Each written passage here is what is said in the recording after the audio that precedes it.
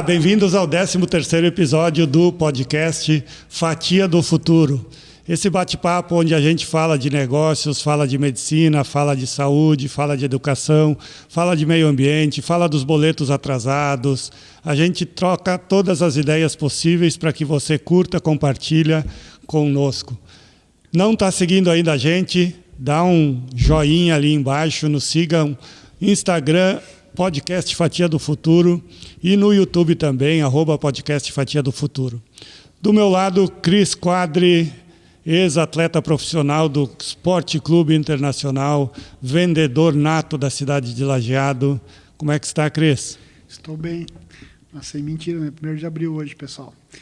Muito bom ter vocês aqui. Muito obrigado, Márcio, pela essa apresentação magnífica. Também com a gente, Carla Mafalda Ranzi, minha queridíssima amiga competente, trabalha na área educacional. Também Dr. Marcos Roller. Acertei, Dr. Marcos? Não.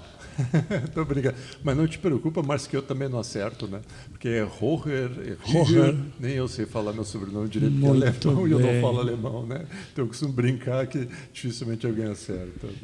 Roller. Tá bom. Roller. Dr. Marcos trabalha no Centro de Reprodução Humana do Hospital Bruno Born, né? E vai contar para nós um pouquinho do que tem aí nessa área fantástica que é a reprodução humana. Antes da gente começar, para demonstrar o nosso carinho por vocês que toparam participar dessa conversa, a gente fez um mimo e o Cristiano vai entregar para vocês. Então, a Carla, obrigada. Para todo dia, quando tomar café, muito obrigado, lembrar personalizado, né? Do podcast. Obrigada. Lembrar de nós. O Fatia do Futuro não tem a intenção de mudar o mundo, mas fazer uma reflexão da nossa vida. A vida é uma pizza, ela é recheada e muitas fatias já foram consumidas pelo passado e hoje estamos no presente. Então, o Fatia do Futuro é isso. O que a gente quer colocar de recheio nessa pizza que a gente chama vida? Sejam bem-vindos. Começo com a Carla. Carla, te apresenta para a nossa audiência. Fala um pouquinho de ti. Olá, eu sou a Carla Mafalda Ranzi. Eu estou hoje na vice-direção da Escola Irmã Branca. Eu nasci e me criei em Palmeira das Missões, próximo às Missões. Então, eu tenho um sotaque um pouco diferente. Diferente. E, às vezes, eu resvalo no ti. Mas as minhas raízes são essas e eu tenho muito orgulho de onde eu vim, o que eu sou e o que eu me tornei. Uhum. A área da educação, para mim, é uma paixão. Eu sempre me emociono quando eu começo a falar, porque a gente tem nas nossas mãos o futuro, né? Uhum. A educação é o futuro. E aí a gente vê as crianças pequenas, começando no prézinho e saindo do 9º ano de uma escola, onde a gente está gerenciando essa escola. E olhar para trás, eu sinto bastante orgulho e eu me dedico muito, muito ao que eu faço, porque eu faço de coração. Que legal. Tua formação, Carla? Eu sou formada em Educação Física, eu tenho especialização em Educação Física e na área de gestão eu fiz 3 pós-graduações. Então, posso dizer que a gestão, estar gestora, ser diretora, vice-diretora, para mim é o melhor caminho que eu trilhei, porque é onde eu me encontro. E assim, mesmo sendo papéis, né, que eu trabalho, eu consigo trabalhar com pessoas, eu consigo abraçar as crianças, abraçar os adolescentes, os colegas de trabalho e conseguir ter muita empatia sobre esse mundo da educação e da escola. Que legal. E a gente tem um assunto bem bacana, que é uma novidade para o ano que vem, depois a gente vai abordar também, mas é para daqui a pouco. Sim. Dr. Marcos. Bom, estamos aqui na cidade de Lajeado, então eu começo dizendo que eu sou um imigrante, né? Eu sou lajadense faz 8 anos que eu moro e trabalho aqui, eu sou porto-alegrense de nascimento e uma boa parte da vida dedicada não à educação, né, mas dedicada à medicina. Eu entrei na faculdade com 16 para 17 anos, estou com 57, né? Então já tenho uma quilometragem dentro da área da saúde, né? E trabalho no Centro de Reprodução Bruno Born, trabalho nessa área faz 23 anos, com tratamentos para engravidar, sobretudo, né? Mas mais recentemente nós temos algo em comum, né? Então que eu faz uns 3 anos mais ou menos que eu ingressei no grupo, no corpo de docentes da Univars. Então eu sou médico de formação, mas leciono para a turma da medicina também. Então temos algo em comum. Né? Formação como médico, né? Especializado então na área, essa área da medicina reprodutiva, né? Se chama medicina reprodutiva ou reprodução humana assistida, né? Que inicialmente começou justamente com o foco de ajudar casais a engravidarem.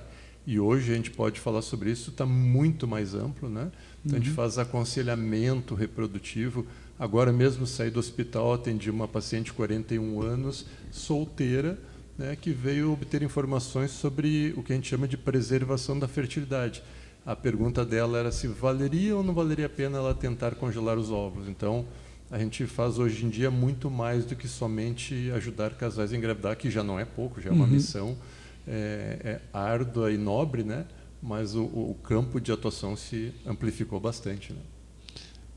Antes nós estávamos conversando também, o senhor passou um tempo na França. Isso. Como é que é a experiência da França? Foi uma experiência muito válida, né? Foi ano de 2009 para 2010, porque o sistema de saúde francês, dada a queda da natalidade, assim como está ocorrendo em muitos países, eles cobrem todos os tratamentos, inclusive os medicamentos, né? Essas injeções que nós prescrevemos, que são caras, né? O sistema público de saúde francês custeia. Então, o tratamento, desde os exames, os medicamentos e o tratamento em si, é tudo custeado, coisa que na maioria dos países é muito caro, né? Por exemplo, no Brasil, o tratamento tem um custo significativo. Em alguns países, como os Estados Unidos, o custo é o dobro, inclusive, né? E daí, lá, o que acontece? A gente tem muito volume de trabalho e eles precisam até de profissionais que ajudem, né? Então, a gente estava comentando antes que eu cheguei lá no D1, no primeiro dia, conheci o hospital, no segundo dia já me colocaram para atender. Eu atendi cerca de 20 casais, né, falando o meu francês, né, como índio, vamos dizer assim, mas foi suficiente para começar, e daí foi uma experiência muito gratificante. Né? Fui lá com família, com esposa, com filhos, né? Foi uma experiência inesquecível. Legal. Nesses praticamente 40 anos na medicina, como a tecnologia tem ajudado a evoluir nesses procedimentos de reprodução humana? Eu te diria, Cris, que essa área da reprodução é uma das que mais está evoluindo dentro da medicina, que tudo está evoluindo muito rápido. Mas dá para fazer uma analogia com a área da informática quase, né? Esse ano eu fui a 3 congressos, né? 2 no Brasil e 1 fora na Europa, né? E a cada congresso que a gente vai tem novidades, então como upgrades e atualizações é uma coisa absurda, assim. Então muda assim em questão de meses, surgem novidades o tempo inteiro. Então a gente tem que estar atualmente diariamente se atualizando, lendo revistas científicas, participando de congressos, porque muda muito rápido, né? E surge muita coisa nova. Então há alguns paradigmas que há 5 anos a gente recomendava e fazia, hoje já são obsoletos e surgiram muitas coisas novas, né? Algumas coisas que a gente estava conversando antes, né? Aquela imagem do casal homem e mulher engravidar, é claro que isso, o casal heterossexual hoje acontece, o grande contingente dos tratamentos, né? Mas cada vez mais aumenta, eu falei antes, o congelamento de ovos para mulheres, o tratamento para casais de 2 mulheres engravidarem, ou mulher solteira, sozinha engravidar, né? E tratamento para homens, é menos comum, mas para homens, o casal de homens terem seus filhos, né? E a gente comentou, inclusive, parece até exótico, talvez absurdo, a ideia do homem engravidar no futuro. Mas o que acontece? Já existe o transplante de útero, Cris. Então, tem pacientes que têm graves problemas no útero ou não tem útero, né? Que a gente não, isso é feito em São Paulo, a gente não faz no Rio Grande do Sul, né? Mas a gente, como medicina, como ciência, transplantado útero, então, de vivos, irmã, mãe para paciente, né? Mas até transplante de pessoas falecidas, como ocorre com outros órgãos, né? E permite que, então, uma transplantada engravide com o útero que recebeu. E daí já se especula, já se estuda se a mulher consegue engravidar com o útero que ela recebeu e o homem, será que não consegue engravidar recebendo um útero, né? Então, parece absurdo, e talvez seja, talvez não sei, Mas se eu lembrar da infância, da adolescência, que eu via o desenho dos Jetsons e eles falando, né, num aparelho, se comunicando e se vendo, e aquilo era ficção científica, e hoje a gente não vive sem esse aparelhinho, né? Quem sabe daqui a 20, 50 anos os homens não estão engravidando mesmo, né? Quem sabe, o futuro dirá, né? Uau! Essa mesma evolução que tem na tecnologia, na medicina, ela acontece na educação também, Carla? Acontece.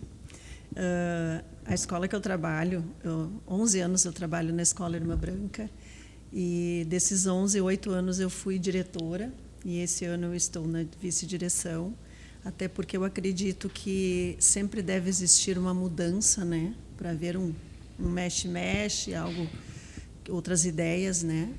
E o que acontece ali? Hoje nós temos salas de aula com quadro branco. Nós não usamos mais o giz. Nós temos projetores em todas as salas de aula.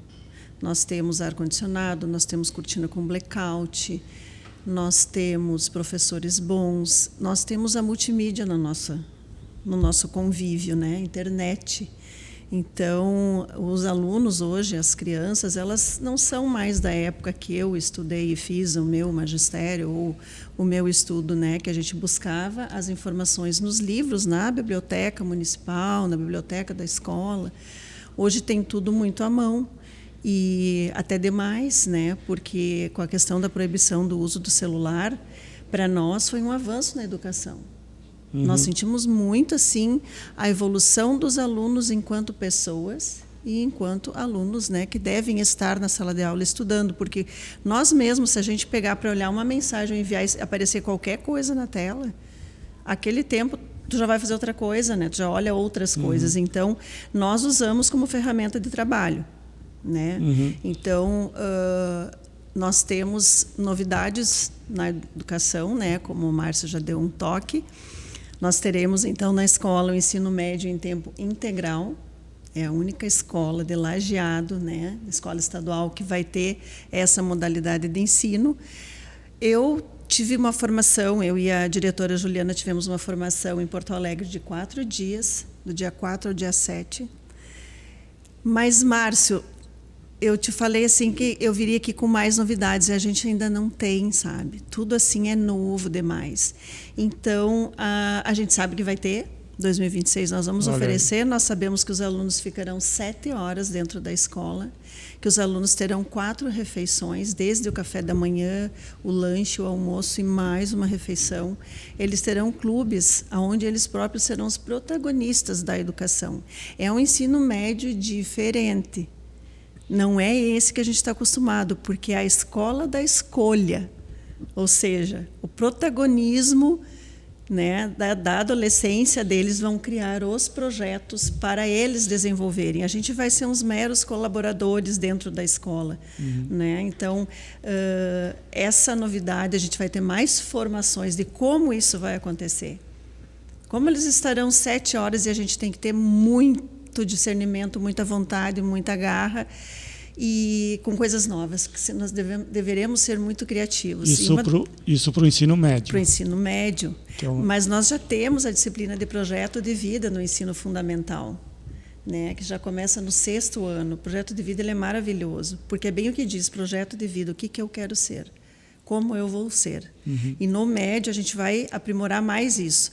Nós vamos oferecer o ensino técnico em marketing, né? Então, o aluno vai sair já com uma profissão, com um canudo do técnico, e lá fora ele vai descobrir se ele realmente quer continuar nessa área ou não. Porque hoje, né, o marketing é uma área bem abrangente. Então, a gente está apostando muito nisso, e quando isso veio para nós, eu me emociono sempre que eu penso, porque foi uma luta, doutora. A gente ficou eu na direção 2024, eu me debrucei de março até o final do ano para ter essa resposta. E veio negativas, e não vai dar porque falta isso, porque não tem aquilo. E eu fui justificando os processos.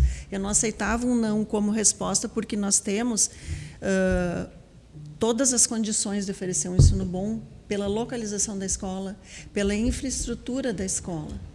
Então, eu não conseguiria acreditar que eu não ia conseguir, ou a nossa equipe não conseguiria. Então, quando veio, sabe quando tu fica assim, será que é verdade? Será que isso vai acontecer? Aí eu disse numa reunião de pais, né? Eu disse, eu me sinto assim como uma gestora de uma gestação, que ela levou todo esse tempo e agora o bebê vai nascer, né? Foi criado e agora ele vai acontecer. Então, essas são as coisas que eu sei, tá? Vai funcionar, vai dar certo, tenho certeza que vai. Porém, vamos, ao longo dos tempos, uma outra hora eu posso voltar aqui com as novidades, que nós teremos uma segunda onda de formação. Mas, de certa forma, é uma evolução do ensino estadual, né, que é uma escola estadual, para tentar acompanhar essa mudança frenética que tem na sociedade, né, em todos os termos. Né? É isso. E acho ainda que está para trás há alguns anos, né? Deveria ter acontecido isso já, pelo menos no ensino público, há mais tempo, né? Hoje a gente tem, o doutor comentou aqui da possibilidade de duas mulheres, né? Um casal de mulheres, cada uma engravidar e ter o seu próprio filho como casal de mulheres, né? A gente tem os carros elétricos aí quase que dirigindo sozinhos, a bateria que não precisa mais encher o tanque e tantas outras coisas que a gente tem, né? Então são evoluções que vão acontecendo. Mas eu gostaria que o senhor abordasse um pouquinho mais esse tema da fertilização em casais de mulheres, por exemplo. Como é que funciona, enfim, né? Tem que ter algum requisito, não tem? Perfeito. O grande, vamos dizer, boom mundial começou pela Inglaterra, sobretudo em Londres, né? Quando eles começaram a fazer um método que se chama maternidade compartilhada. Foi que daí realmente aumentou muito a procura por esse tipo de tratamento, que é a configuração, aquela situação em que nós colhemos os óvulos de uma paciente, né? Os óvulos são fertilizados então com o espermatozoide de um banco de sêmen de um doador, os embriões se desenvolvem e é possível então colocar os embriões no útero da outra paciente, né? Então isso permite que efetivamente as duas sejam mães, né?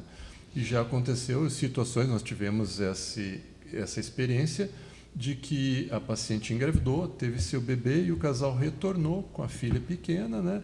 E daí, como haviam embriões que a gente chama de excedentes, que foram congelados, embriões que não foram colocados no útero, eles são obrigatoriamente congelados, né? E daí a gente fez o descongelamento e colocou no útero da parceira, da outra, né? Também engravidou, felizmente, né? As possibilidades são múltiplas, às vezes ninguém engravida, às vezes uma engravida, né? Então, a posteriori, a outra engravidou, né? Então as duas efetivamente são mães, né? Então isso permitiu assim que as mulheres enxergassem possibilidades que antes não existiam, né? E então isso começou a ser amplamente divulgado no mundo, né? E o boca a boca regional também faz com que casos de sucesso, porque essa técnica ela funciona muito bem porque são casais que não são acometidos por problema de infertilidade necessariamente, não tem um problema de saúde, algum problema de dificuldade de engravidar, né? Então as taxas de sucesso são bem favoráveis, são casais que têm, vamos dizer assim, a faca e o queijo para engravidarem, tem boas possibilidades de gravidez, né? Então as taxas de sucesso funcionam muito bem, né? Mas nós temos também, nem tudo são cases de sucesso, né? Então, no mundo inteiro a gente vem se defrontando com muitas mudanças, como bem a gente falou, e as mudanças não são só positivas, né? Então a gente já há décadas fala da crise climática, né? Que nos anos 90, 2000 começou a se falar timidamente, e agora a gente vai nos congressos e há uma preocupação global, né? Alguns países ainda, talvez da África, ainda não têm essa preocupação, mas assim da Ásia, Coreia do Sul, Japão, China, né? Países da Escandinávia, uma grande preocupação com a crise que se chama demográfica. São múltiplos os fatores que fazem com que os países estejam muito preocupados com a inversão da pirâmide, né? Cada vez menos pessoas querendo engravidar, cada vez casais casando menos, né? Pessoas querendo casar menos, cada vez casais querendo ter menos filhos ou não ter filhos, né? Então parece assim, isso aí o planeta está cheio de gente, né?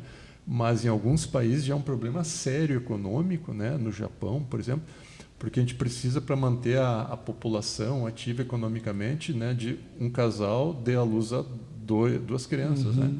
E o Brasil já está com essa taxa de natalidade de 1,55, ou seja, a população está encolhendo. Que bom, a população é enorme, tudo certo, né? Mas é que tem países como a Coreia do Sul que é 0,7, assim, ela tá, o número de pessoas envelhecendo é absurdamente maior do que o número de pessoas nascendo, né? Então, países como a China, onde se bloqueava a natalidade, que tinha não me lembro o termo, mas não era política do filho único, né? Hoje é o inverso, estão dando estímulos para que tenham mais filhos, né? No Vietnã, por exemplo, o casal que tiver 3 filhos, nenhum dos 2 precisam pagar imposto de renda. Eles estão isentos de pagar imposto de renda para tentar incentivar. Só que isso não está repercutindo, né? E os motivos são muitos, né? Postergação da maternidade, o custo de vida muito elevado, as pessoas estão sentindo na pele que hoje em dia viver é muito caro e criar um filho é mais caro ainda, né? Então está muito difícil. Então, desculpa, eu me lembro, os meus avós eram quase uma dezena de irmãos, né? Daí depois o meu pai e a minha mãe nós somos em 5, né? Aí eu tenho uma menina, meus irmãos não passam de 2, né? Então é uma tendência que ela vai. E como é engraçado, né? Nós morávamos no interior, na roça lá. A mãe, quando nós éramos pequenos, colocava dentro de a gente chamava de balaio, feito de vime, de taquara, colocava um colchão lá dentro, umas cobertores, e a gente ficava ali embaixo de uma árvore enquanto eles iam trabalhar na roça, né? Capinar, plantar. E hoje em dia mudou totalmente isso também. E a questão dessas políticas também do filho único e tudo mais, a pirâmide, né? Que é um problema sério, porque essas pessoas e que é bom, né, estão vivendo muito mais tempo, né, com uma saúde melhor também, economicamente isso pesa também, então tem que ser bem avaliado. E até puxando o gancho para o assunto da educação, né, por exemplo, quando a gente fala em planejamento familiar, automaticamente vem na nossa cabeça assim, evitar um filho na adolescência, evitar um filho jovem e anticoncepção, né? O que está correto, né? Mas pouco se falou, e esses espaços são valiosos para falar assim, tá, mas evitar o filho até quando, né? A postergação da maternidade, né? Da paternidade. Então a expectativa de vida aumentou muito. O problema é que biologicamente, por exemplo, o apogeu da fertilidade feminina é entre os 22 e 24 anos. Vamos pegar um númerozinho, 23. A partir de 23 anos, a fertilidade feminina vai declinando. Né? E hoje em dia a gente se prepara para educar, para trabalhar, para comprar o nosso lar, para comprar o nosso veículo, né? A gente tem as nossas metas, nossos objetivos. Então, todos os dias a gente atendendo pessoas que, por exemplo, esperaram demais e às vezes se arrependem, né? Então a gente aumentou a expectativa de vida, aumentou a nossa educação, graças a Deus, né? Globalmente a gente está estudando mais, está tendo mais acesso à educação, mas tudo, por incrível que pareça, tem às vezes um lado que pode ser até negativo. A gente não está educando as pessoas, tá? Mas só um pouquinho, a gente ainda é um ser vivo, um animal, né? Deixar para engravidar depois de 35, 40 anos, às vezes para algumas pessoas funciona, mas para outras pode não funcionar. E por incrível que pareça, assim, eu assisti uma palestra agora dia 1º de julho, né, num desses congressos, e foi um demógrafo do Serviço de Demografia Nacional da Áustria, que apresentou todo um apanhado global sobre isso, né? Então, dentro da lista, por exemplo, os métodos contraceptivos cada vez mais eficazes, as pílulas mais eficazes, o DIU mais eficaz, né? Então já não ocorrem mais nem os acidentes quase, as pessoas conseguem controlar efetivamente sua natalidade. Não? Meios de contraceptivos eficazes, tudo está contribuindo, né, para a gente talvez ter coisa que hoje ninguém está dando bola, a gente fala entre nós nos congressos, mas pouco ecoa na população, né, que talvez depois da crise climática nós vamos ter a crise demográfica. Podem anotar, daqui a 20, 30, 40 anos vamos ter mais uma preocupação, né, que é o gerenciamento da economia, da grande população de idosos. Isso já começa a se falar, né? Mas é só a ponta do iceberg, vem muita coisa pela frente nos próximos anos. E se a gente não cuidar do problema do clima, a gente vai ter dois problemas juntos, então, né? Se somam. Demográfico e climático. E a gente vem percebendo isso, né? Talvez a gente não tinha muita informação, mas o que vem acontecendo no mundo com relação às crises climáticas é de assustar, né? Recentemente em Erechim, foi Erechim, né? Aquela tempestade de granizo na Ásia também, agora teve uma enchente que... Essas notícias já são quase que diárias, né? Exatamente. Eventos pontuais, isolados. Isso. Hoje em dia a gente vai assistir, vai ver no celular, na internet ou assistir na TV, 2, 3 eventos climáticos extremos todos os dias, praticamente, em várias regiões. A gente teve aqui também essa última grande enchente. Né? E aí eu vou entrar um pouquinho na seara da educação, então. Dessas crianças, então, que foram atingidas pela enchente, né, nós tivemos, então, que fazer a gente prestou a escola para Fernandes Vieira, que Fernandes Vieira é bem ali embaixo, nos DIC, a escola estadual, que é em frente à Islã. E essas crianças, eu acho que elas ficaram, sei lá, 2 meses sem escola, né, até ajeitar o que nós vamos fazer com eles. Então, a gente, como tinha o espaço da escola, o espaço superior, nós pensamos, né, seria um lugar. Aí a coordenadora de educação na época disse, não, vamos então levar essas crianças para lá para eles terem aula. Só que assim, a defasagem deles no período que eles ficaram em casa, vendo tudo aquilo acontecer, né, dentro das suas próprias casas, uns ficaram sem nada, levou tudo, outros arrastaram e voltaram para dentro das suas casas, e o quanto reflete a educação deles, o que eles vivem em casa, na escola. A sensação que eu tenho hoje é que a gente enxerga a família através dos alunos, enxerga os pais através dos alunos. Porque tem aqueles alunos que eles, vamos dizer, incomodam, eles têm alguma coisa dentro deles que não é normal. Eles têm uma angústia, eles têm uma dor, eles têm um anseio, e aí eu fico imaginando assim, o que essa criança está vivendo, por que ela está brigando na escola, está sendo violenta, está cometendo indisciplinas. E aí a gente vai a fundo investigar e conhece as famílias, e aí tu percebe assim, numa fala de um pai, numa fala de uma mãe, é por isso que a criança sofre, né? Por conta de que a base não está legal. Aí nós temos que buscar ajudar essa base. Então, a nossa missão, falando em missão, né, é ajudar o outro a se encontrar. Não é só educar, porque hoje tu pode dar a melhor aula do mundo, mas se tu não for um professor que estiver atento a esses anseios, a essas dores, a conversa, o abraço, tu não adianta. A criança não vai. Hoje não acontece mais. É amor, é pelo que tu faz. E eles todos, infelizmente, aprenderam pela dor, assim como nós. É difícil a gente aprender pelo amor, né? Eu acho que eu não conheço quem diga assim, eu sofri, daí eu aprendi. Então, o meio que eu vivo, né, a escola, é dali que partem todas as outras profissões, todas as outras bases. O que nós precisamos é que as pessoas olhem para nós, né, enquanto educadores, e pensem que pessoas que são heroínas. Eu admiro muito os meus professores. Eu sempre digo, olha, são os melhores, é a melhor escola, porque eu tenho que puxar a brasa para o meu assado, porque eu convivo com isso. E não só no meio dos alunos, mas entre a própria classe dos professores desvalorizados financeiramente, né? E sempre foram, não existe, foi o governo tal, governo. Não, a gente sempre foi, porque é muito grande a nossa classe. E aí a gente precisa muito de um ombro. Depois da pandemia, doutor, eu tive que ser muito, muito forte. Eu e a minha equipe, a gente se juntou, chorou e disse, não, as pessoas precisam de nós. Se a gente cair, se a equipe diretiva cai, todo o resto vai embora. Vamos lá. Estamos bem, temos comida, temos casa, vamos ajudar quem não tem.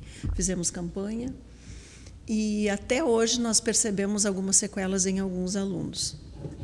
Como é que... E esses do Fernandes Vieira que estavam com a gente, foi assim uma experiência emocionante, porque eles chegaram lá com os olhinhos desse tamanho. Nossa, escola, tem isso, tem aquilo, né? A comida boa, a merenda maravilhosa. E aí eles não queriam mais sair de lá.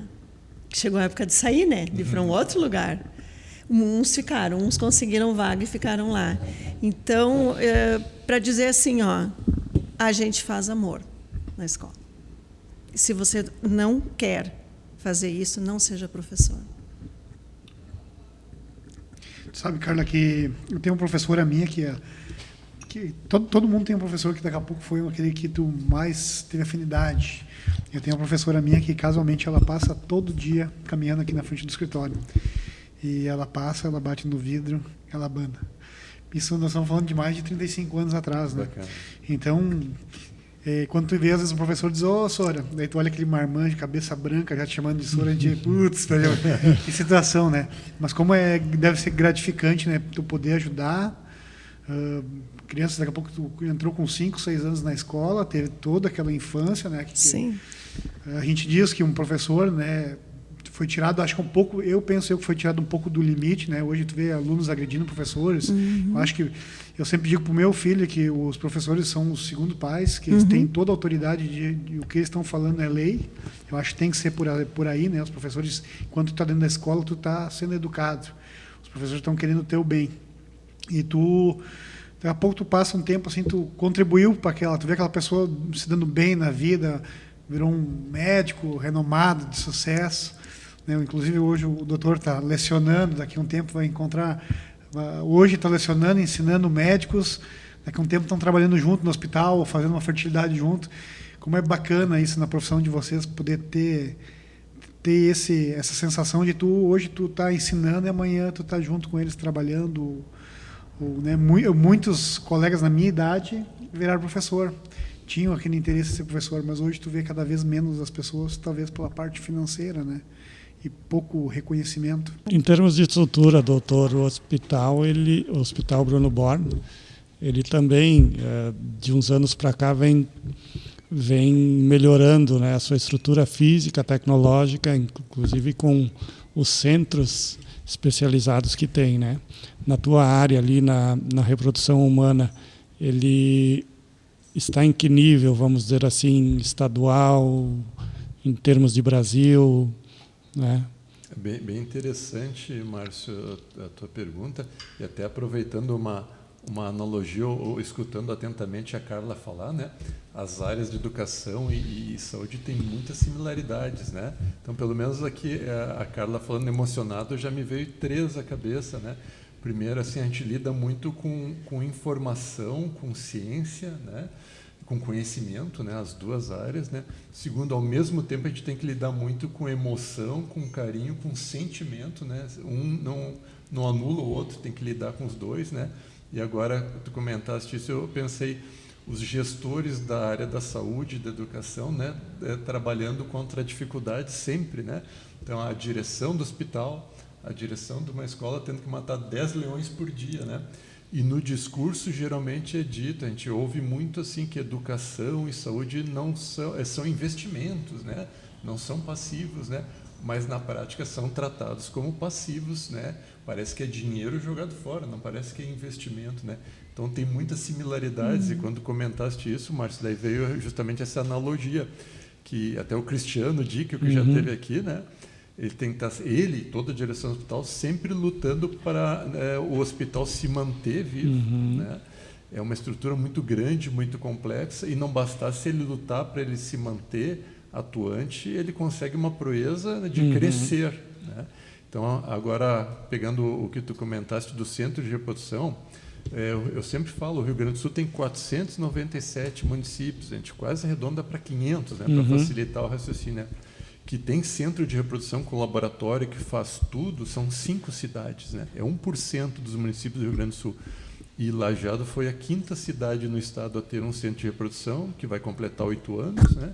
E a última, a gente vai completar 8 anos em abril do ano que vem, e não surgiu nenhuma outra cidade que montou um centro de reprodução. Porque a gente costuma dizer que os centros de reprodução com laboratórios, né? Por exemplo, o meio de cultivo para manter os embriões se desenvolvendo, eles vêm do Japão. Né?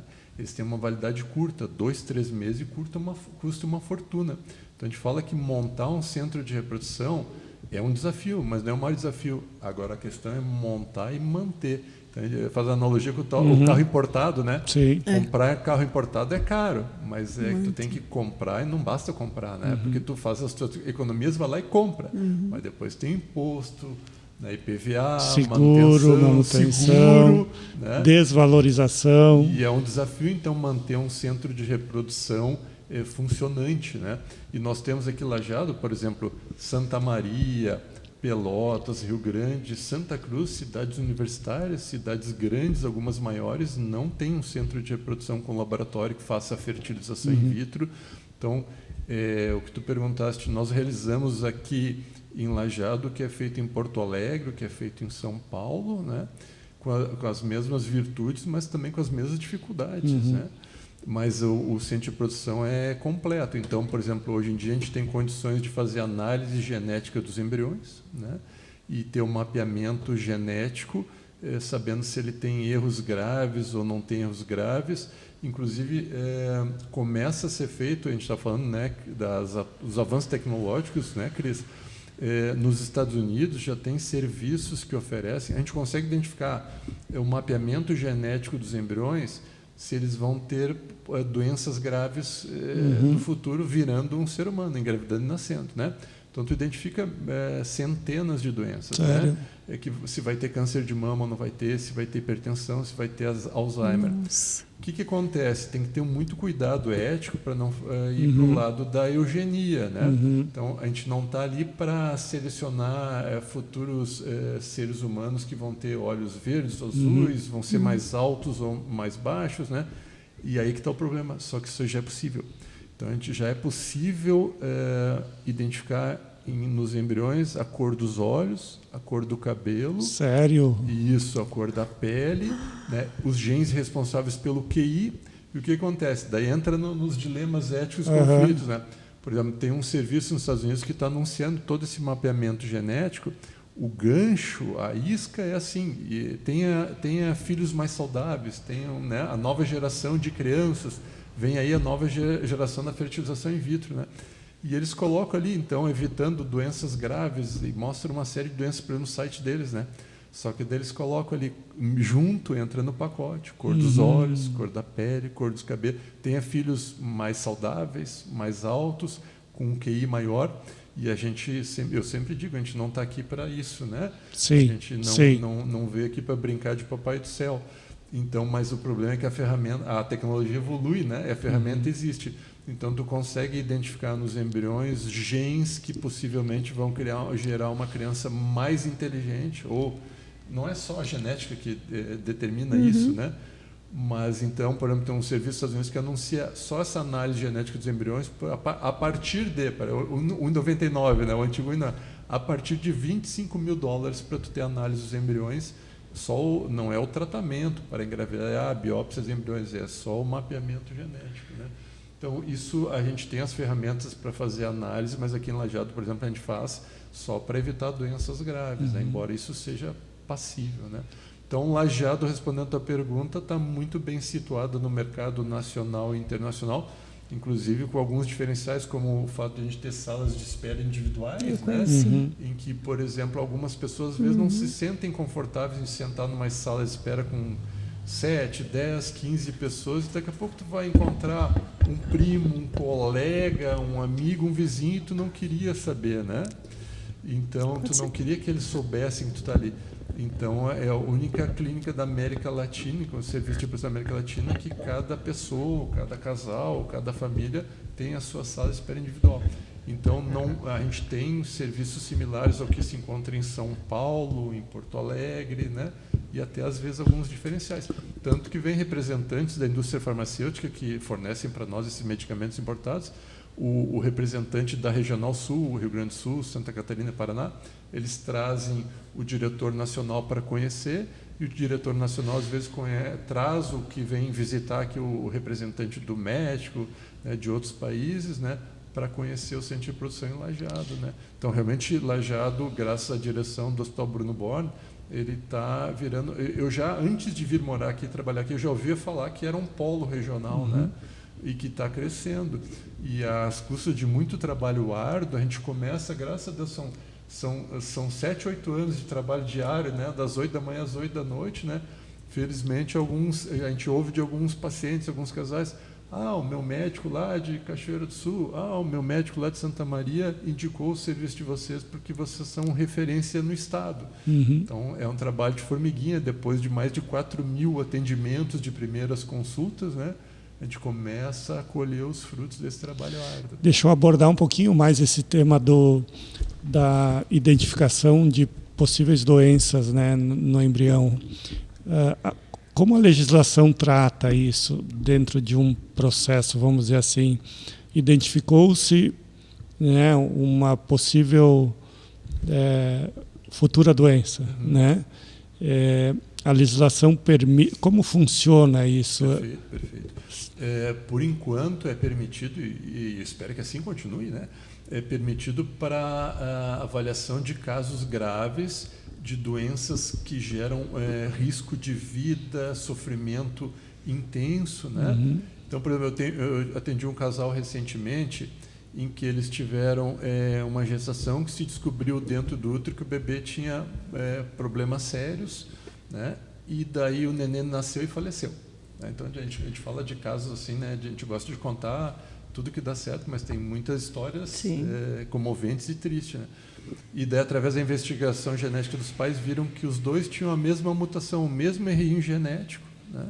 Foi identificado nos dois esse alto risco de terem filhos com essa doença grave que dá múltiplas fraturas. Então, o bebê, por exemplo, às vezes tem fraturas intraútero, está formando os ossos e tem fraturas, né, incompatíveis com a vida extrauterina, né? E então, a gente consegue identificar os embriões que são acometidos por esse gene dessa doença gravíssima, né? E os embriões que são saudáveis, que não têm. Então, isso é permitido. Agora, outras doenças, por exemplo, hipertensão, a gente não vai pegar, vou colocar no útero da Maria o embriãozinho, porque esse embriãozinho tem menos risco de ter pressão alta em comparação ao outro, né? Isso não chega a esse ponto. Só que a ferramenta existe, é só interessante que é possível, né? Mas não é autorizado ainda, exceto casos graves mesmo, que põem em risco a saúde daquele bebê ou vai causar muito sofrimento. A gente vive num mundo pequeno, né, Carla? Com certeza. Nós convidamos o Dr. Marcos e convidamos a Carla, imaginando que eles não se conheciam, que eram áreas diferentes, né? E aí, aqui na antessala, Carla, o que aconteceu? Então, há uns 7 anos atrás, né, eu, então, tive gestações e perdi algumas, né, mas eu tinha os óvulos congelados. E aí eu fiz uma consulta com o Dr. Marcos, então, aqui no HBB. Eu tive a oportunidade de conhecer a clínica, eu fui levada em todas as salas, realmente é uma clínica muito bem estruturada.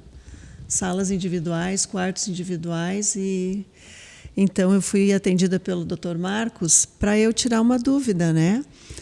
Pois a minha fertilização, os óvulos, os embriões, enfim, estavam em Porto Alegre. E tinha uma certa dúvida com relação por que eu tive as minhas perdas, né? E uma certa médica me disse que alguém me disse que eu deveria fazer injeções para trombofilia, né, para eu fazer um exame. Dr. Pulita, na época, eu fui consultar com ele também. E ele disse, não, nós vamos fazer um exame. Ele me deu uma batelada de exames. Então, detectou-se a trombofilia. E, como eu disse, como eu já tinha os médicos em Porto Alegre, então eu fui com toda a carta, digamos, de recomendação do Dr. Pulita. Ele ainda não trabalhava na clínica de reprodução na época, mas logo ele foi. E, então... Para ele, sim, ele me disse, tu tens que fazer as injeções, né? E eu pensei, mas eu preciso de mais uma opinião, porque a incerteza e a vontade de ter o bebê era maior de qualquer coisa e eu pensei, eu vou marcar uma consulta no HBB e eu vou tentar fazer aqui, né? Mas na minha santa ingenuidade eu achei que eu poderia transportar o embrião para cá. Eu sei que eu fui consultar então com o Dr. Marcos. Ele não deve lembrar, pois, né? Quantas mulheres passam por ali. E eu comentando com ele aqui na antessala, então, dizendo como esse mundo é pequeno, como as coisas giram, né, e acontecem. E o Dr. Marcos me deu toda a segurança do mundo para eu seguir adiante, para eu fazer, sim, as injeções, para eu conversar com a minha médica. E me deu uma força muito grande, assim, eu saí de lá sabendo o que eu queria, porque a conversa gerou em torno assim, ó, vai dar certo, não vai dar certo? Isso a gente não sabe. Mas tu tem que seguir fazendo o que é certo, o que é correto para a gente ter o bebê, para dar certo. Então, doutor, quero te agradecer porque a tua conversa foi muito boa. Eu conversei com o Hans, a gente, né? Vamos fazer, vamos lá. E aí a Eduarda Helena, então a Dudinha, né? Vai fazer 6 anos em janeiro. Temos também a Júlia, que tem 17 anos, né? Nossas filhas maravilhosas. Graças a Deus deu tudo certo, doutora. Mas a sua indicação, a sua palavra, é como eu disse, eu lembro do dia que eu estive sentada lá, que eu estava muito nervosa. E a paisagem que tinha atrás da janela, né? As palavras do doutor, porque o que eu tinha? Eu tinha uma vontade gigante, eu precisava de alguém que me chacoalhasse, alguém que entendesse e dissesse, vai, Carla, vai que dá certo. E deu certo, doutor. Que bom, né? Que bom. E não foi nada combinado, Não né? foi nada combinado. Não foi combinado, foi uma surpresa boa. E, Carla, em tua defesa sobre a opinião mais uma opinião, a opinião de um profissional, né? Para quem não sabe, essas injeções, elas não são baratas, não, né? Não. São injeções, é diferente de tomar um comprimidinho, né, pessoal? São injeções e elas têm que ser usadas toda a gestação, em alguns casos até após a gestação. E tu comentaste com a gente, foram quantos, sabe, na ponta da língua? Sim, né? 345 ampolas eu tenho, guardadas ampolas, e após a ter o nascimento da Eduarda, então, eu ainda fiz por 45 dias, eu continuei fazendo, né, da dobra cutânea do abdômen. E eu confesso assim que a primeira eu fiz na clínica Nilo, né? Então a própria enfermeira me aplicou.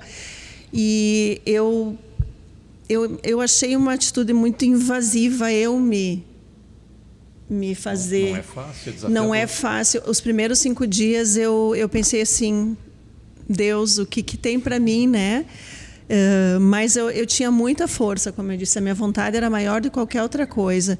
Depois foi meio que no automático, como o doutor disse, senta lá, pega a dobra cutânea, faz a injeção, assistindo a TV, e aí tudo certo, mas foi aí, então, nos reencontramos, né, doutor? Sem saber.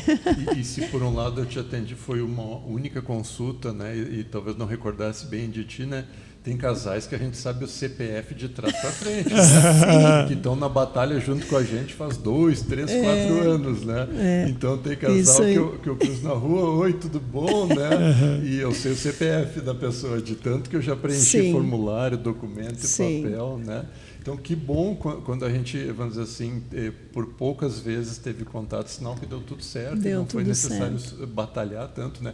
E, de novo, em tua defesa, Carla, essas injeções para se auto-aplicar, né? Não que seja obrigatório se auto-aplicar, mas é muito mais prático, né, cara? Sim.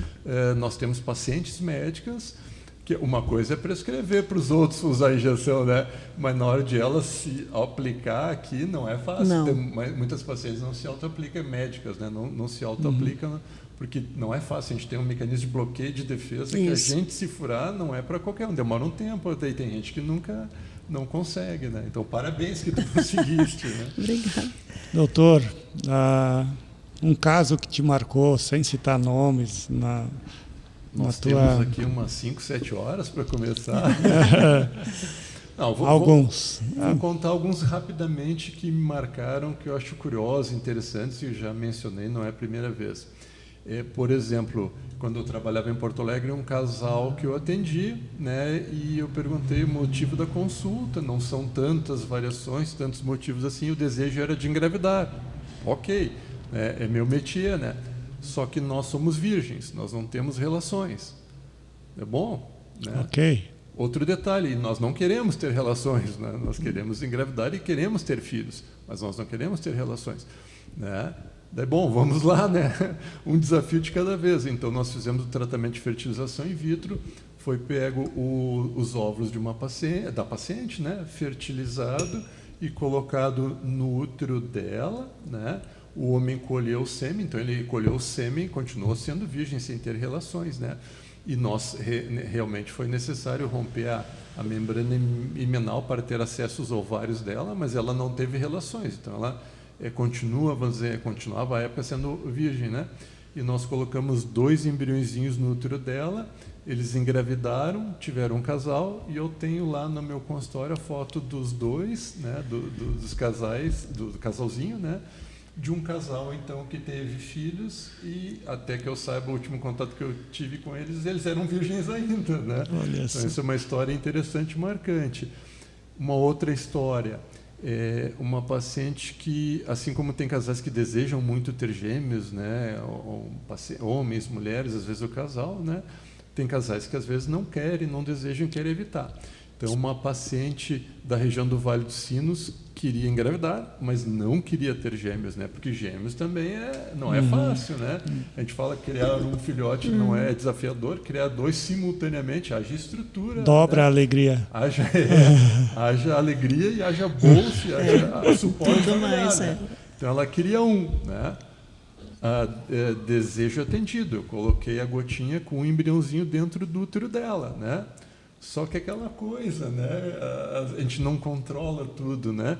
Então, mesmo depois de colocado no útero, o embrião pode se dividir, e se dividiu e deu origem a 2 meninas lindas, né? Então, Olha, eu também tenho uma foto no consultório dela lá, né? E eu brinco que pela cara dela não ficou nem um pouco triste, que ela está com um sorriso lá nas orelhas, né? Ela e as 2 meninas dela, mas ela não queria, porque não queria ter gêmeos, né? E a chance disso acontecer, de colocar o embrião e depois da transferência embrionária se dividir em 2, é 0, algo %, né? Mas aconteceu justo com ela. Então, é uma lição de vida, né? É isso aí. A gente controla muita coisa na vida, mas muita coisa a vida controla. Né? Eu estou pensando aqui, o doutor falando, se ele tivesse esses 40 e poucos anos de que ele ajudou pessoas, mulheres a ter filhos, casais, ele tiver uma foto, ele não tem um consultório, ele tem um pavilhão. Para poder botar a foto de todos. Sabe, doutor, voltando um pouquinho no assunto anterior ali, antes o senhor me falou daquela questão de tempo, que tá realmente, as pessoas estão nascendo menos, né? E esses dias eu vi, não recordo agora em qual site, eu li a tendência, né? Nascer, não lembro se eram 5 ou mais mulheres para cada homem.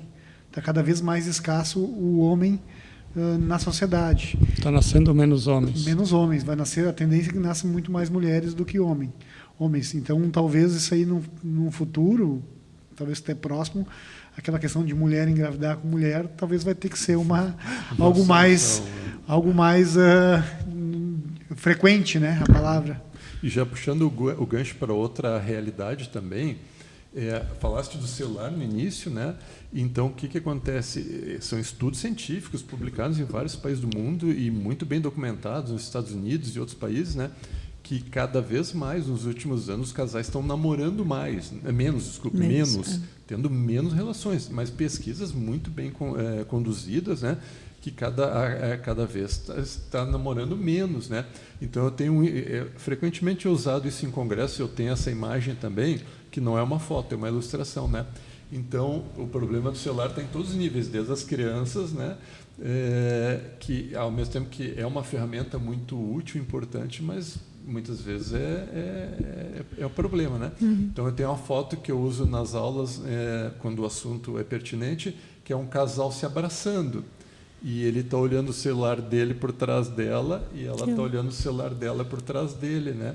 E isso é uma realidade, né? Então está tendo também uma diminuição no número de relações sexuais, de atividade. As pessoas têm outras fontes de distração e prazer e liberação de endorfinas, encefalinas e substâncias que causam ou liberam, né? Causam a sensação de bem-estar, né? Que não é somente, por exemplo, namorar, beijar, se abraçar, ter relação, né? Mas é jogar games, né? Maratonar um seriado, né? No streaming, né?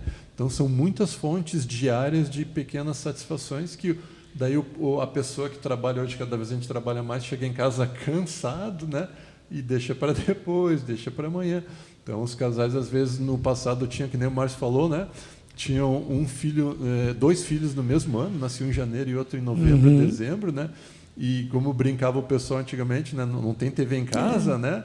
Hoje em dia tem TV e tem muito mais em casa, né? Então as pessoas namoravam 2, 3, 4 vezes por semana e hoje em dia está namorando. Eu atendo muitos casais chegam para nós e dizem: a gente quer ter filhos, né? Mas a gente não tem relações, eu tenho muito poucas relações, né? Então, às vezes, os casais procuram a gente porque querem engravidar e não estão tendo quase relações. O problema, às vezes, é falta de relação.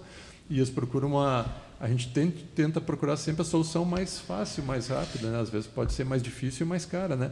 Mas a gente quer emagrecer, né?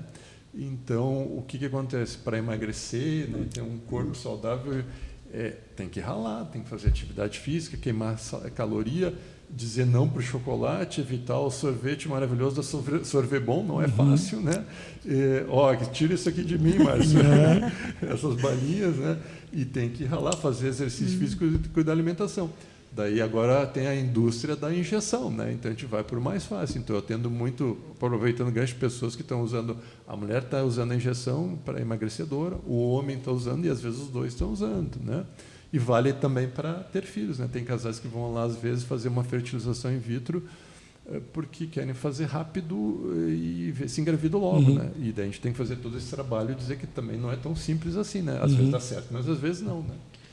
Sabe que tu fala isso essa semana, eu estava escutando uma rádio aqui, já na hora, até eu escutei o Adair falando, né, sobre isso. É uma parte de tanto da estética, da medicina e da estética, porque hoje as mulheres em si, assim, vamos fazer uma correção, e agora tu brincou, né, a mulher agora está botando um lábio que ela está atravessando a rua, o lábio já está lá, então assim, às vezes as pessoas, né, não tem um limite. Não tem um limite para, daqui a pouco, para querer, eu escutei o doutor falando agora, não, está na hora de nós ter filho, vamos lá no doutor, lá segunda-feira, vamos fazer uma consulta. Eu quero te fazer uma pergunta, tá? Quanto tempo mais ou menos demora, né, esse processo de, eu fui lá, consultei com o doutor hoje, eu e minha esposa, a gente está querendo engravidar, a gente não está conseguindo pelos métodos normais, né? E quanto tempo demora esse processo para...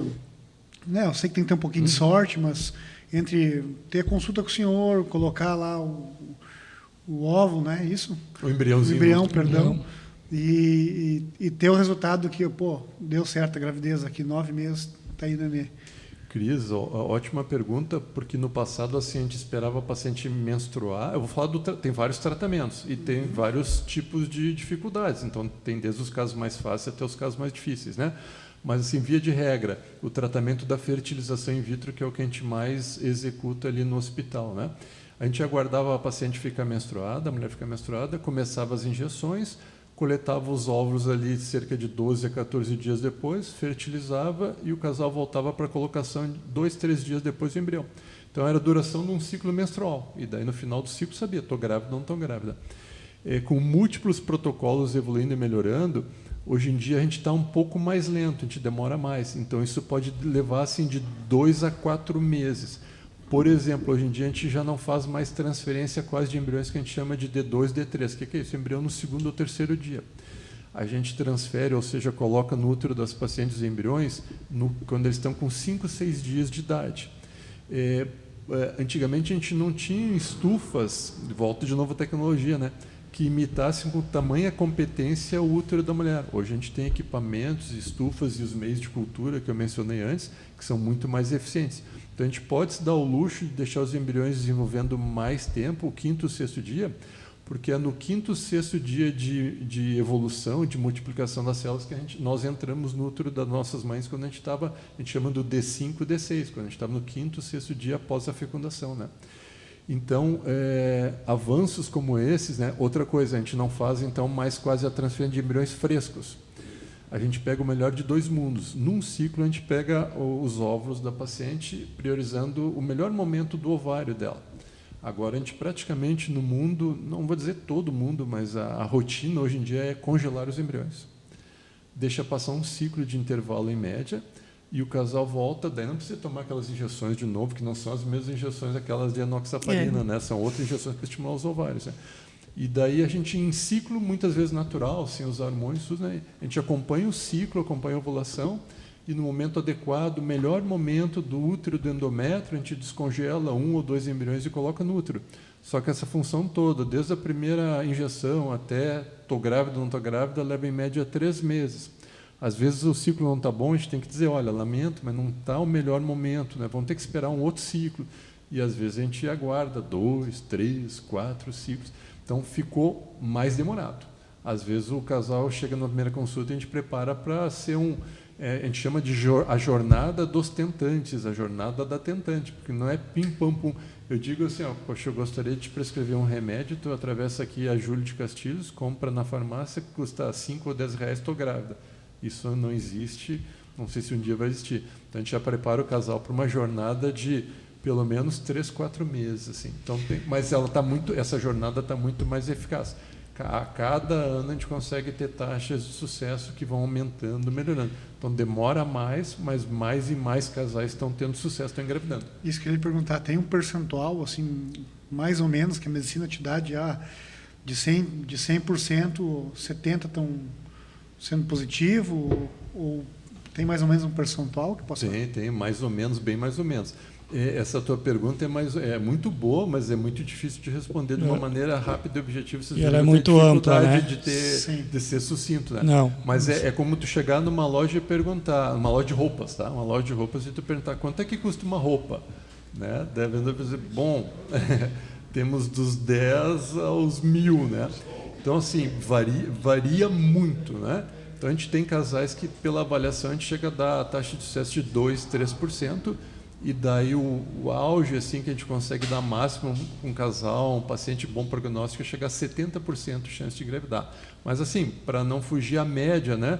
Hoje em dia a gente trabalha com números que ficam entre 30% e 50% de chance de gravidez, 30%, 40%, 30% e 50% de chance de gravidez por cada colocação, que é cada transferência.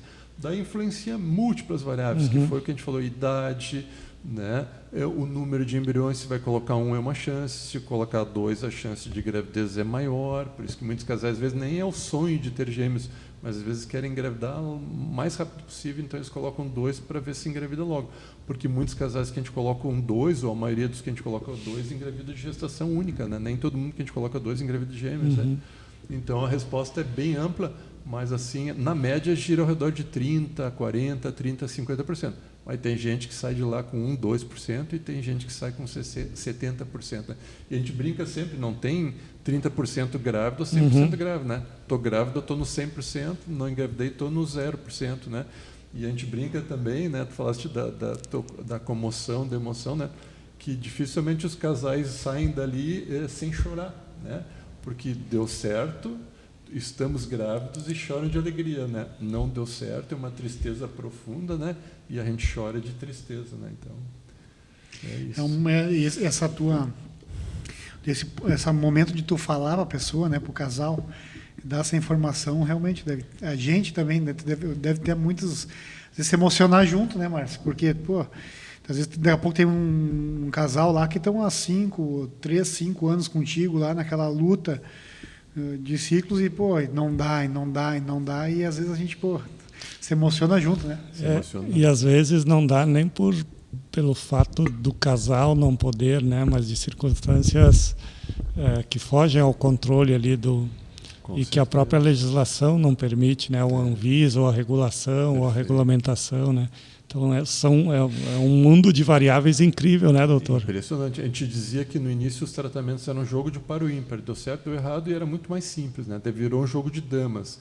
Daí a gente passou pelo jogo de xadrez. Daí hoje está muito mais complexo. Cada casal é um tabuleiro de xadrez em constante movimento, que a cada consulta, a cada exame, a gente tem que parar e olhar o tabuleiro e pensar o que a gente faz agora. Porque muda, porque são muitas variáveis que influenciam o sucesso ou não, né? E realmente para a gente é um desafio, porque, por exemplo, essa semana eu saí, eu e a equipe, né, nossas colegas, todos, a gente saiu em êxtase ali porque 2 casais que estavam tentando já há um tempinho, os 2 engravidaram. Então a gente vai para casa com aquela sensação de dever cumprido, né? Mas tem dias que a gente sai que, por exemplo, 3 casais pegaram o teste de gravidez e um engravidou, mas 2 não. Às vezes os dois não engravidaram. Então a gente chega em casa assim... A equipe sente também, né? Muito. Vocês não têm ideia do quanto a gente sente, né? Por um lado, tu tem que ser técnico, mas isso a gente leva para casa junto também. O ser humano tem emoção, né? Vejam bem, né? Aqui eu escutando o doutor falar o quanto as nossas profissões são diferentes, mas muito parecidas na questão sentimental. Né? Então, na escola, hoje eu tenho 350 alunos, eu digo que é uma empresa de 700 pessoas ou mais, né? Porque a gente gerencia os pais junto, é a comunidade escolar toda. Então, nós temos que alimentá-los e nós temos que atender os pais também. Os pais muitas vezes choram no nosso colo. E nós temos que estar sempre bem para poder dar esse abraço, né? Estender a mão, e eles chegam brigando ou dizendo algo e eles saem chorando, abraçando e agradecendo.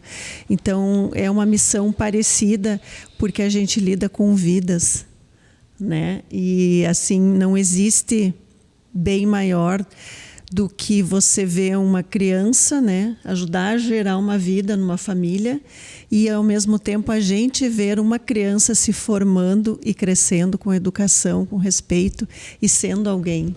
Então, quando eu te ouvia falar, eu me remeti ao que eu faço, e na minha cabeça eu já assimilei isso, né? O quanto nossas profissões financeiramente são diferentes. Mas afetivamente elas são muito parecidas, né? Então não tem como não se envolver com casos, e tu tem vontade de levar para tua casa e dizer, gente, eu vou te ajudar, mas eu consigo ajudar dando o melhor de mim, dando o que as pessoas precisam hoje é que ouçam elas, é que olhem para elas e parem tudo, elas só precisam disso. E às vezes a gente não presta atenção nisso. Então eu tenho esse costume assim, se nós estamos aqui hoje, olhando para o outro, conversando, né, as pessoas vão nos ouvir, eu acho que é a coisa mais linda que a gente está fazendo, dedicando esse tempo e colocando um pouquinho do que a gente faz, né? E aproveitando, né, nós falamos de 2 áreas que são vitais, né, que é saúde e educação, aproveitando aqui o Márcio, né, como uma vivência de gestor, de homem público, né, a gente tem que fazer uma homenagem, não pode esquecer de outra área que passa por essa experiência igual, que tem que voltar para casa, para os seus filhos, né, que são os profissionais da segurança, né, que estão aí combatendo a violência, lutando dia a dia, né, e sai de casa, né, e não sabe se vai voltar, né, a esposa não sabe se o marido vai voltar, trocando tiro com bandido, né, e que também é uma área que claro, a gente está aqui a gente está falando da educação, de Lajeado, a gente está aqui, vamos dizer assim, numa cidade que é privilegiada, né, que não dá para generalizar para o planeta ou para o Brasil, né, que tem uma excelente educação, né, tem uma saúde, a gente está falando do hospital, né, que é uma referência, né, e também tem bons indicadores de segurança, né, mas o Brasil não é assim, né? Então os profissionais da área da saúde, educação e também da segurança, né, também passam por tudo isso, né? Tem que chegar em casa e deitar no travesseiro e no outro dia tem que sair, as experiências que vivenciaram, que imagens eles veem a cada dia, né? Agradecimentos e imagens gratificantes, mas imagens e cenas e vivenciar experiências muito difíceis e fortes, e tem que ser forte para no outro dia sair da cama e outra batalha, matar outros 10 leões. Então também tem que fazer o nosso, porque a gente está na educação e saúde, né? Eu me lembrei da segurança, que Isso também é uma concordo. outra área que merece muito reconhecimento, né? E merece também Com certeza. merece uma remuneração muito melhor do que ocorre, né? Muito bem, nós estamos chegando ao final da nossa conversa, do nosso 13º podcast Fatia do Futuro. Marcos, doutor Marcos, qual a pergunta que a gente não te fez que tu gostaria de responder? Não dá para passar para a Carla enquanto eu penso. Então, É sempre uma pegadinha. Talvez fosse essa que a gente, às vezes, como é que eu vou dizer, do lado do profissional, a gente pergunta, às vezes, como é que é a profissão, como é que as taxas de sucesso, né, o quanto gratificante é, mas talvez poucas pessoas perguntem, às vezes, né, para o professor, né, e quais são as dificuldades no teu dia a dia, assim, né? O que tu enfrenta a dificuldade, o que é o teu calcanhar de Aquiles, aquilo ali que tu te incomoda e tu não consegue, tu tem que, porque a gente, quando surge essa oportunidade, a gente quer falar dos casos de sucesso, engravidou de gêmeos, né? E o que te incomoda, qual é as dificuldades, né? E não são poucas, né? Porque não tem quem não tenha como é que é o filé e o garrão, né? Isso. Tem o bônus e o ônus, né? Então, a gente tem que sempre tentar ajudar, mas a gente tem as dificuldades, né? E uma coisa que é difícil é ter a humildade para saber que a gente não consegue, infelizmente, o profissional da saúde, né? Falar aqui da minha área agora, a gente tem que ter a tranquilidade, a serenidade de saber que a gente está tentando dar o melhor possível, mas a gente não consegue resolver tudo, né? Então, essa é uma pergunta, né, que a gente quer... a tecnologia é maravilhosa, a tecnologia faz isso, né? Mas na prática do dia a dia a gente fica muito incomodado, que tem muitas vezes a gente não resolve, né? Então, isso é uma lição de humildade, que por mais que a gente estude, por mais que a gente se dedique, a gente não consegue ajudar todo mundo. E vale para as outras áreas da saúde, né? A enfermagem, os médicos, né? A gente vai ter doenças e a gente vai falecer, isso é inevitável. De certa forma, quando se tira um jaleco, tem um homem ou tem uma mulher, né, que tem sentimentos, que sofre também com aquilo que não dá certo, de certa forma. E embaixo do jaleco também. Isso. Né? Não é uma capa de Superman, né? É simplesmente um uniforme de trabalho. Né? Exatamente. Então, muitas vezes a gente está sofrendo junto, a gente está tendo dificuldade junto, né? Então, a pergunta é essa, né? Quais são as tuas dificuldades do dia a dia? Porque a gente gosta de falar muito das virtudes. Aproveite para responder algumas. Não, mas é justamente essa. Por exemplo, é o casal que está conosco há 5 anos e ele chega para nós e diz assim: doutor, por que não dá certo? E daí, como é que tu sai dessa? E o que a gente diz agora, né? Então, não a gente fica, às vezes, numa sinuca que é imposta pelo contexto do caso, pelo casal, e vou te dizer mais, a cobrança não vem do casal, do paciente, vem da gente. Porque a gente se sente incompetente. Às vezes eu chego a dizer, olha, eu tenho que te dizer assim que eu confesso que eu dei o meu melhor, mas agora a gente entrou no terreno do água mole em pedra dura, e por tentativa e erro, porque eu já não tenho mais explicações científicas. Porque às vezes a gente, acho que foi isso. Tá bom, então vamos corrigir. Vamos usar a enoxaparina. Não deu certo. Não, então vamos tentar aquilo, vamos tomar tal remédio. E chega uma hora que esgota as explicações científicas e as desculpas, né? Então, isso é uma situação que é bem difícil para a gente, né? Tu admitir que tu não sabe o que fazer, além de continuar tentando, né? Então... Deixa eu só antes de nós passar para a Carla, ele qualificou diversas vidas aqui, né? Ajudou milhares de pessoas e não falou de ti em nenhum momento aqui. Em nenhum momento tu falou que casado, pai... vamos poder só falar, né? Tu dá muita ênfase na vida das pessoas e vê como tu tem essa tua paixão de ajudar pessoas. Mas fala um pouquinho de ti rapidamente. Como eu falei, eu comecei a estudar com 6 para 7 anos, né? Então tu entra na medicina, imagina, na época não tinha a 9ª série, né? Sério. Era o 8º ano, a 8ª série, prestei vestibular, passei. Então com 16 para 17 anos, primeira cirurgia que eu estava assistindo lá é uma cirurgia cerebral, assim. com 16, 17 anos, vendo uma neurocirurgia, né? Então, por que eu falei muito do trabalho, né? Porque é mais vida dedicada ao trabalho, eu passo mais tempo, talvez, com meus colegas de hospital, com a minha família, né? Mas lá em casa está a Raquel, minha esposa, esperando que não é da área da saúde, né? Me aguardando, né? E meus 2 filhos, que o Davi está fazendo arquitetura e o Rodrigo recentemente prestou vestibular e vai começar a fazer ciências da computação, né? Então essa a família não pode ser deixada, porque ela que nos dá força para acordar, né, no dia seguinte e continuar na batalha, e a gente tenta dar força para eles, né? Outra dificuldade, vale para nós todos, né? É chegar em casa cansado, às vezes acabado e se sentindo derrotado, e às vezes a gente é solicitado ajuda da gente, os filhos sobretudo, né? Querem ajuda, e a gente tem que tirar forças ainda quando a gente acha que não tem mais, para ajudar os filhos na lição, ou dar o exemplo e manter a serenidade, a paz interior, como diz, né? Então, sempre a família é muito importante, né? Então, quando a gente está aqui assim e profissionalmente a gente se sente feliz, realizado, não foi nunca e começou lá, né? Então a família, lê-se pais também, né? Tem os nossos pais, né? Daí começaram os professores aos 6 anos de idade, e depois tem a nova família que nos dá um suporte, né?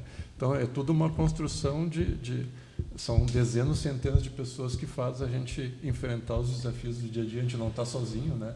Nunca teve, se alguém achou que estava, está enganado, né? E tu, Carla, qual a pergunta que tu gostaria de responder que a gente não acabou esquecendo, passando despercebido? É tanta coisa assim, né, que passa pela cabeça, e a gente quer falar e depois sai daqui e diz, por que eu não falei tal coisa, enfim. Falando um pouco da área da saúde mental, né, dos professores. Os professores, eles atendem 25 crianças por sala. E se nós tivéssemos um atendimento psicológico para as escolas, seria muito bom. Muito bom que tivesse um profissional que desse esse amparo aos professores.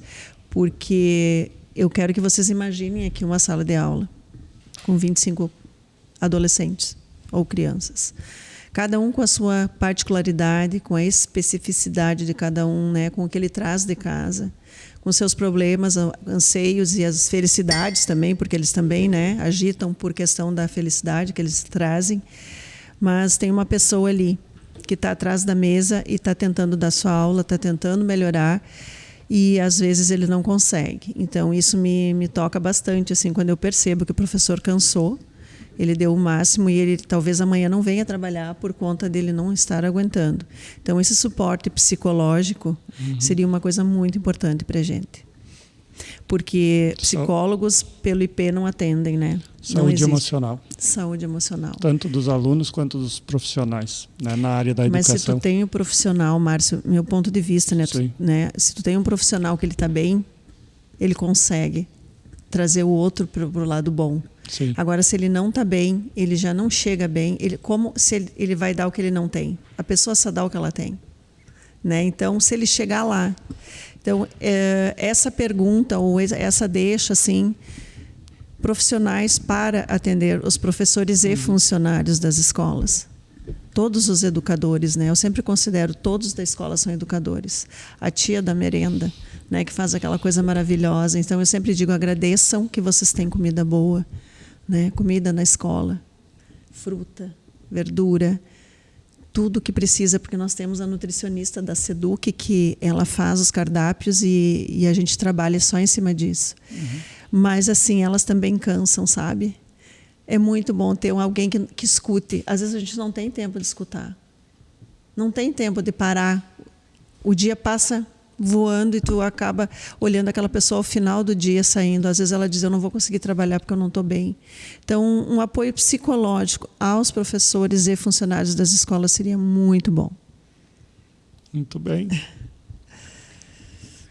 Então, estamos se encerrando aqui, chegando para o final do nosso episódio. O papo é bom, às vezes vai longe, né? É bom. Às vezes vira terapia em grupo, né? Mas vão terminar com um alto astral, né? Isso aí, com certeza. Em 2026, lutando cada um nas suas áreas. Né? Sempre vencendo mais do que continuar. O importante é continuar na batalha. Né? É isso aí. A gente sempre diz, né, Márcio, que cada episódio eu e o Márcio, na verdade, a gente foi agraciado aqui. Todas as duplas que a gente trouxe, assim, a gente sempre aprendeu muito. E com certeza hoje, talvez, muito mais, né? Uma professora e um doutor, um médico, né? E assim, um médico de algo tão raro que a gente escuta falar. Foi muito bom ouvir vocês, né? E para vocês, assim, o Márcio sempre faz a menção da fatia do futuro, realmente é algo que a gente quer trazer para o futuro, qual o recheio.